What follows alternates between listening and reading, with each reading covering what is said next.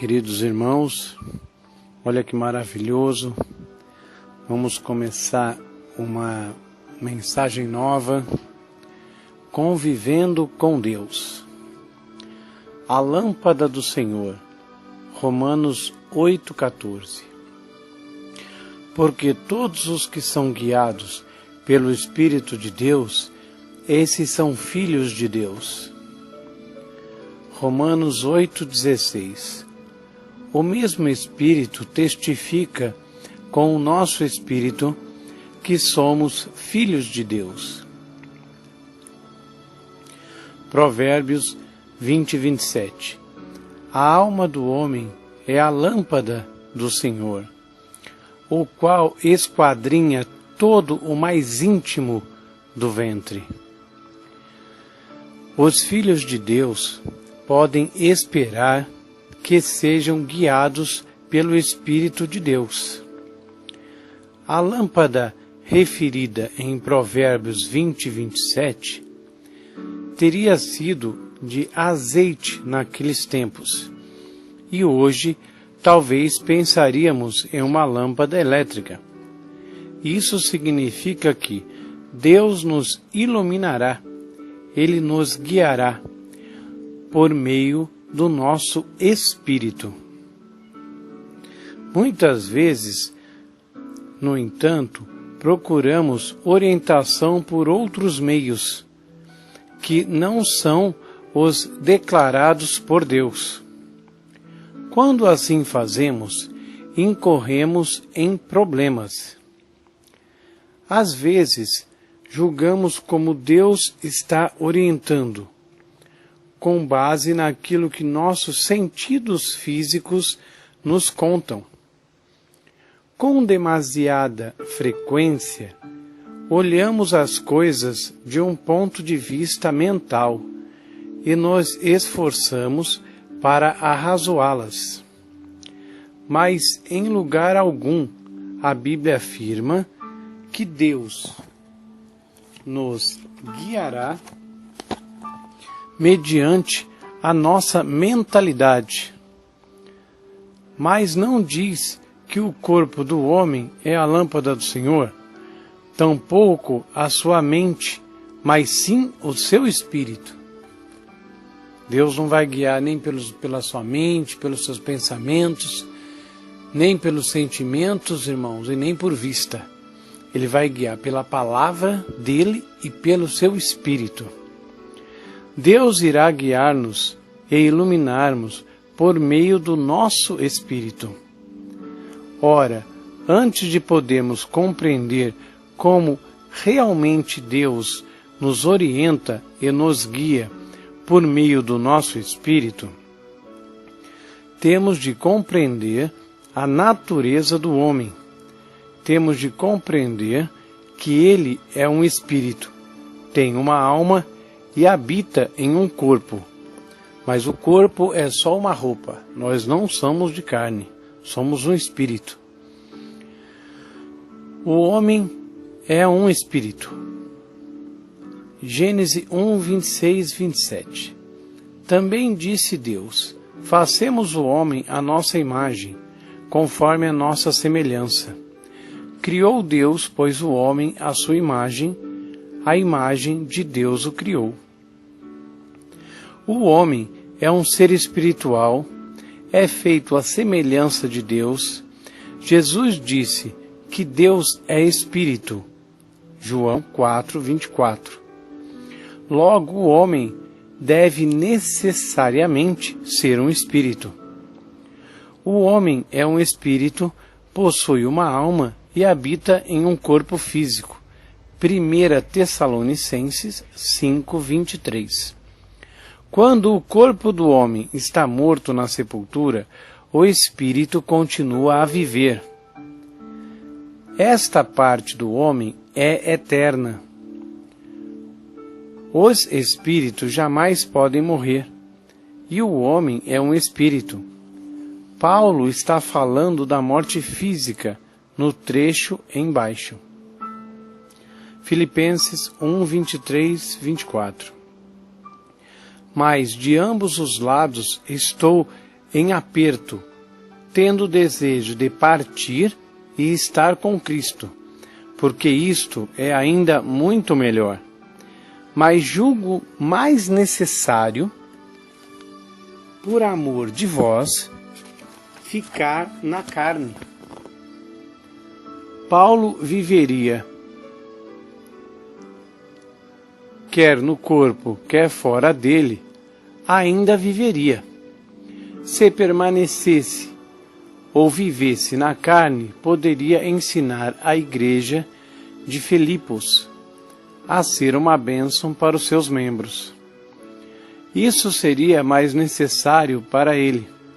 Seria muito melhor para o próprio Paulo. No entanto, partir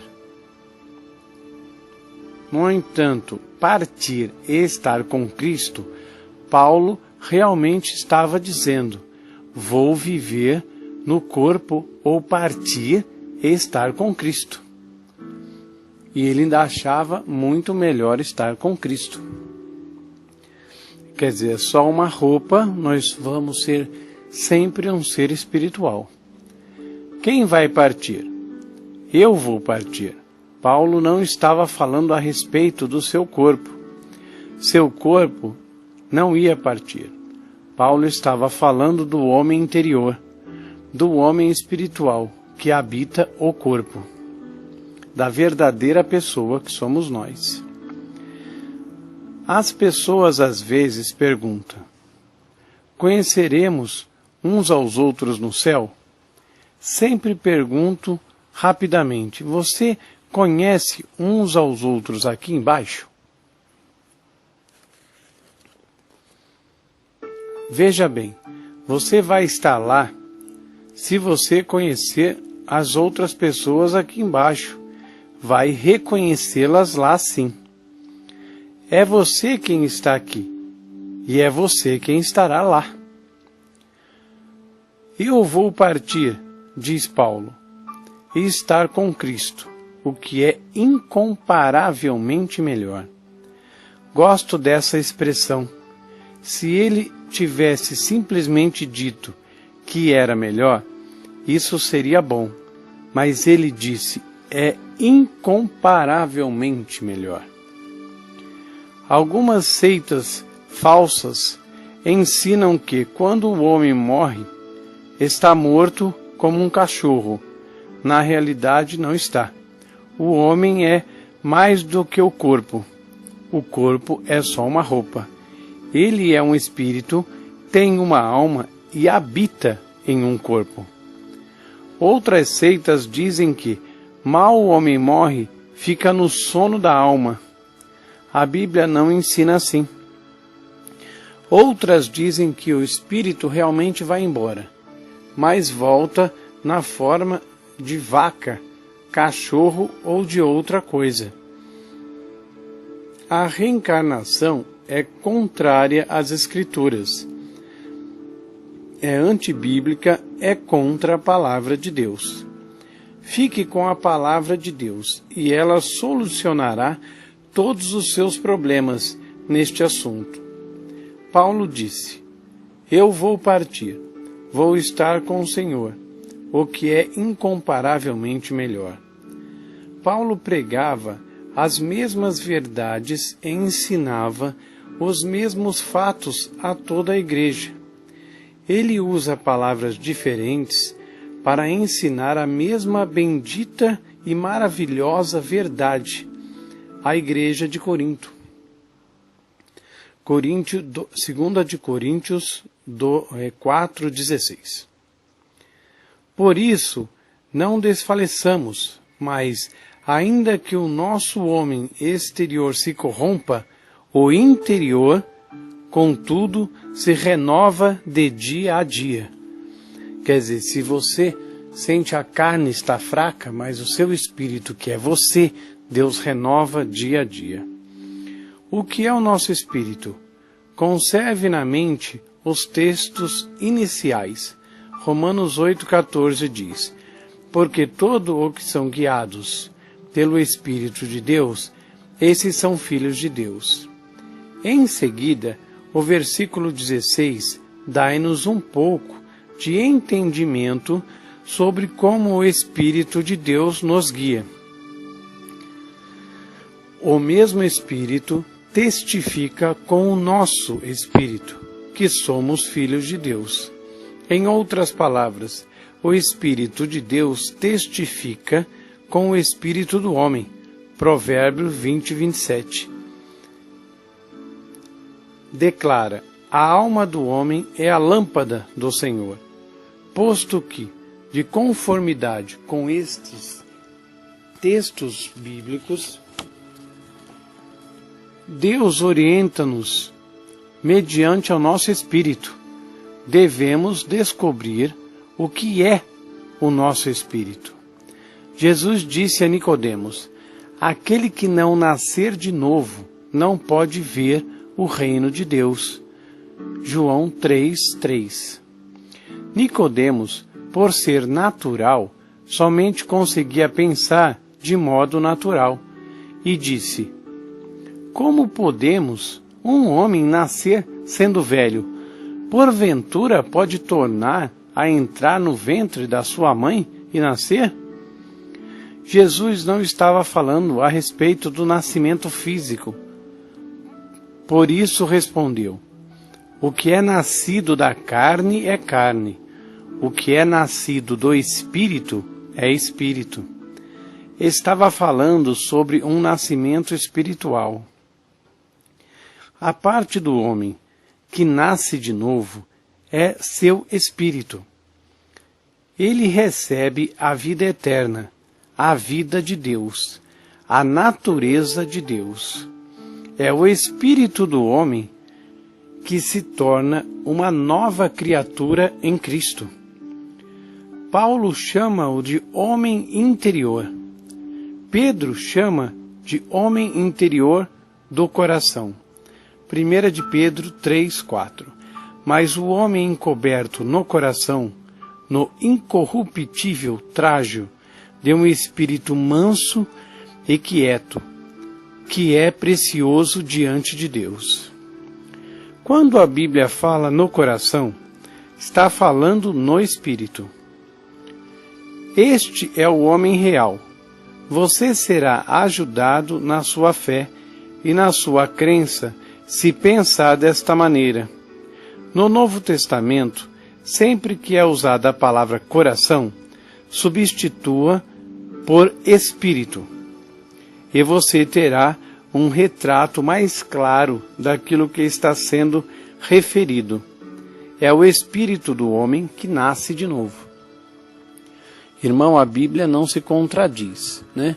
Então, como ela explicou no Velho Testamento que o coração é enganoso e mau, para a gente não seguir o coração, no Novo Testamento foi traduzido coração, mas é espírito, porque a Bíblia fala no inteiro da Bíblia, né, no entendimento inteiro dela, do começo ao final, que o coração é enganoso, mas devemos seguir o espírito. E ela não se contradiz. 2 de Coríntios 5:17. Assim que, se alguém está em Cristo, nova criatura é. As coisas velhas já passaram, eis que tudo se fez novo. Esse versículo fala acerca do homem interior. Não poderia estar falando sobre o homem exterior. Quando você nasce de novo e torna-se uma nova criatura, não recebe um corpo novo. O homem exterior permanece exatamente como era. Se você era calvo antes do novo nascimento, continuará calvo depois. Se tinha olhos castanhos antes, terá olhos castanhos depois. Deus não faz coisa alguma com o homem exterior. Abre parênteses. É você quem tem que fazer algo com o homem exterior. Na Bíblia você descobre o que Deus deseja que você faça com o homem exterior. E você o faz. Fecha parênteses. Deus transforma o homem interior em um homem interior novo em Cristo. uma nova criatura, uma nova criação. O consciente do Espírito. 1 Tessalonicenses 5:23. E o mesmo Deus da paz vos santifique em tudo, e todo o vosso espírito, alma e corpo sejam plenamente conservados, irrepreensíveis, para a vinda de nosso Senhor e Salvador Jesus Cristo. Paulo começa com o íntimo, com a parte mais interior do homem, o âmago do seu ser, e depois chega ao exterior. Apesar disso, a maioria das pessoas cita erroneamente este versículo. Algumas dizem corpo, alma e espírito, porque colocam o corpo em primeiro lugar, porque estão mais conscientes do corpo do que do espírito. As coisas naturais significam mais para elas do que as espirituais. Sendo assim, colocam as coisas físicas em primeiro lugar. Às vezes, somos mais conscientes porque vivemos mais na dimensão da mente. Mas o homem é um ser espiritual. Precisamos ter consciência do espírito. As coisas espirituais tornam-se-ão mais reais à medida que nos tornamos mais conscientes do Espírito. Se for para sermos guiados pelo Espírito de Deus, visto que sabemos que Ele nos guia mediante ao nosso Espírito, devemos tornar-nos mais conscientes dele, senão sairemos perdendo no assunto interior. Coloque o Espírito em primeiro lugar, a vida espiritual em primeiro lugar. Torne-se mais consciente dele. Conheça que você é um ser espiritual. Reconheça que, no novo nascimento, você se torna uma nova criação de Deus em Cristo Jesus. Isto o ajudará a crescer espiritualmente. Há muitos anos, comecei a pensar assim, e no início dizia para mim mesmo, em voz audível: eu sou um ser espiritual, possuo uma alma e moro em um corpo. Dizer isso ajudou-me a ficar mais consciente do Espírito. Ajudou a minha fé, porque a fé é do Espírito, ou seja, do coração.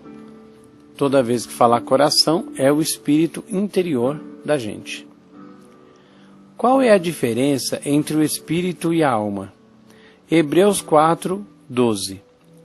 Porque a palavra de Deus é viva e eficaz, e mais penetrante do que qualquer espada de 2 gumes, e penetra até a divisão da alma e do espírito, e das juntas e medulas, e é apta para discernir os pensamentos e intenções do coração. O espírito e a alma não são as mesmas coisas. Há muitos anos, no começo da década de 50, comecei um estudo intensivo sobre esse assunto. Obtive livros dos principais institutos bíblicos e seminários, tanto pentecostais quanto denominacionais, para ver o que ensinavam a respeito do homem. Nenhum deles me satisfez. Nenhum deles era realmente bíblico. Era como diz a Bíblia, em parte. Perguntei aos estudiosos bíblicos e ministros de destaque de toda a nação: você reconheceria alguns dos seus nomes se eu os mencionasse? Até mesmo ouvi alguém perguntar a um dos ministros mais conhecidos dos nossos dias: qual é a diferença entre o espírito e a alma? pareceu assustado e disse: pensava que eram iguais. Foi esta a resposta que recebi da maior parte dos ministros a quem perguntei. Como, porém, poderiam ser a mesma coisa? Paulo, pelo Espírito de Deus, afirma que a palavra de Deus separa espírito e alma. Se é possível diferenciá-los, não são a mesma coisa. No entanto, somente a palavra pode distinguir o espírito e a alma. A razão por que não temos conseguido diferi-los é que não nos temos aprofundado na palavra o suficiente. Há muitos anos, no oeste dos Estados Unidos, houve o que chamamos de corrida pelo ouro. As pessoas se apressavam em ir para o oeste, iam para enriquecer rapidamente. A maioria delas tirou um pouco de ouro dos riachos com baterias de garimpo. Algumas achavam umas poucas pepitas espalhadas no chão. Mas se alguém realmente quisesse fazer fortuna, teria de escavar à procura de ouro. Você pode ir deslizando pela superfície da Bíblia e garimpar um pouco aqui e ali, e até mesmo achar uma pepita ocasionalmente. Mas se realmente deseja descobrir riquezas importantes, precisará escavar nas profundezas da Palavra de Deus. Durante 15 anos, estudei cuidadosamente, até altas horas da noite, se havia alguma coisa que eu desejava saber. Era a diferença entre o espírito e a alma. Finalmente, passei pelo seguinte processo de eliminação. Fiz o argumento por escrito da seguinte maneira: com o meu corpo entro em contato com o âmbito físico. Abre parênteses, isso se aceita sem argumento. Com o meu espírito, fecha parênteses, com o meu espírito entro em contato com o reino espiritual. Dessa maneira, sobrou apenas uma parte de mim para fazer contato com qualquer outro âmbito. Então sabia que, com a minha alma, entrava em contato com o âmbito intelectual. Escrevi, portanto, com a minha alma entro em contato com o âmbito intelectual. O seguinte versículo bíblico ajudou-me. 1 Coríntios 14:14.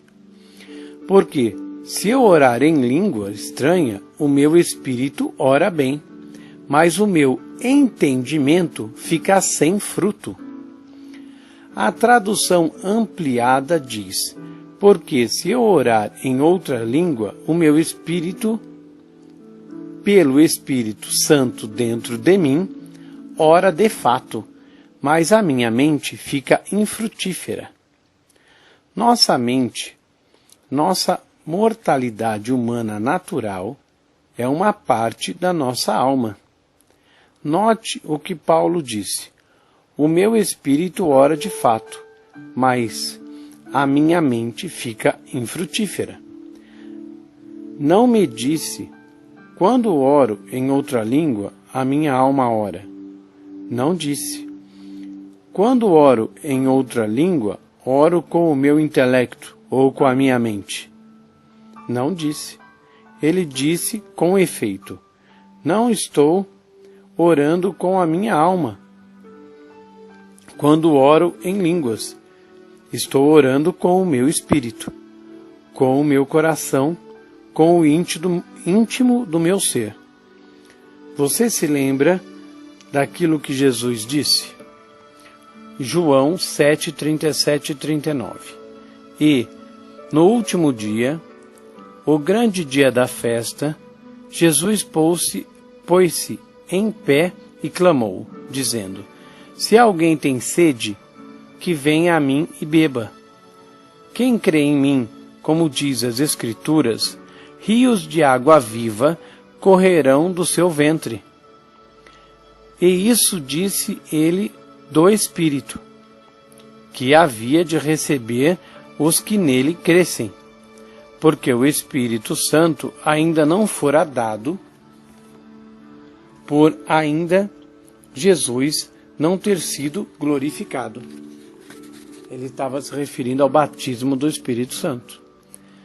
Como resultado de receber o Espírito Santo, disse Jesus: do interior fluirão rios de água viva. Outra tradução diz: do íntimo do seu ser. A filha de um ministro do Evangelho Pleno tinha 6 anos de idade quando ela e algumas crianças estavam em um grupo, certa noite, em um reavivamento. Algumas delas ficaram cheias do Espírito Santo e começaram a falar em outras línguas. Aquela menina de 6 anos foi correndo para a mãe, segurando a barriga, dizendo: Mamãe, isso surgiu diretamente do meu estômago. Ela estava agindo biblicamente, estava falando em línguas a partir da barriga, do seu espírito, do íntimo do seu ser. É daí que surgem as línguas. O Espírito Santo, que reside no seu espírito, dá a ele a capacidade de falar e você pronuncia as palavras. Agora, considere em conjunto esse versículo bíblico. A alma do homem é a lâmpada do Senhor, a qual esquadrinha todo o mais íntimo do ventre. Provérbios 20, 27. Rios de água viva correrão do seu ventre. João 7, 38. Todas as orientações que já recebi vieram de dentro do meu espírito, e a maioria delas veio enquanto estava orando em outras línguas. Porque você pode entender o porquê o Espírito estava ativo enquanto oro em outras línguas. O mundo eclesiástico, de modo geral, tem fracassado miseravelmente porque tem praticado uma grande quantidade de um só tipo de oração, aquela com o entendimento mental. Os cristãos têm procurado travar batalhas espirituais com capacidades mentais. Já aprendi isso no decurso de muitos anos da minha vida. Em todas as crises da vida, tenho aprendido a olhar para o meu espírito. Aprendi a orar em línguas. Enquanto ajo desta forma, a orientação surge de dentro de mim. Isso ocorre porque o meu espírito está ativo, mas meu corpo e a minha mente, a minha alma, não estão. É por meio do meu espírito que Deus irá guiar-me. Às vezes interpreto a minha oração e por meio dela recebo luz e orientação. 1 Coríntios 14, 13. No entanto, na maior parte do tempo não é assim. Exatamente enquanto estou orando em línguas, de algum lugar no fundo do meu ser, posso sentir algo crescendo dentro de mim. Começa a assumir jeito e forma. Mentalmente, não posso dizer para pessoa alguma como sei disso, porque meu entendimento nada tem a ver com ele. Mas, no fundo do meu ser, sei o que devo fazer. Sigo isso, escuto o meu espírito, porque ele é a lâmpada do Senhor dentro de mim. Feche os olhos, coloque a mão no seu coração, busca a Deus com todas as suas forças. Pai maravilhoso e querido, em nome do Senhor Jesus, entramos na Tua gloriosa, linda, perfeita, maravilhosa presença, Pai, para Te honrar, Te glorificar, Senhor, para Te agradecer, Senhor, esses ensinamentos, Pai. Queremos sempre aprender mais de Ti, dependemos de Ti. Ensina-nos, Pai, muda-nos, transforma, Pai. Pai, muito obrigado pelo Teu conhecimento, pelo Teu amor infinito. Obrigado, Pai, de sempre nos ajudar, nos proteger, nos defender e fazer de nós mais que vencedores. Pai, muito obrigado, Pai. E em nome do Senhor Jesus eu repreendo agora todo o mal na vida do meu irmão, da minha irmã que está ouvindo essa mensagem agora. Em nome do Senhor Jesus eu repreendo você, mal, fora dessa vida. Essa vida não te pertence. Eu te repreendo com todo o poder e autoridade que é no nome do Senhor Jesus. Eu quebro tuas forças, demônio. Quebro toda a tua influência, toda a tua obra. Mal, tristeza, doença, miséria, ódio, briga, toda coisa ruim, toda depressão, opressão, fora demônio, fora mal. Você, demônio, pega tudo que é seu, toda a sua obra, a sua mentira, o que impede essa pessoa de chegar mais perto de Deus, e eu te amarro agora, eu quebro as tuas forças, eu te arranco daí, fora, saia em nome de Jesus.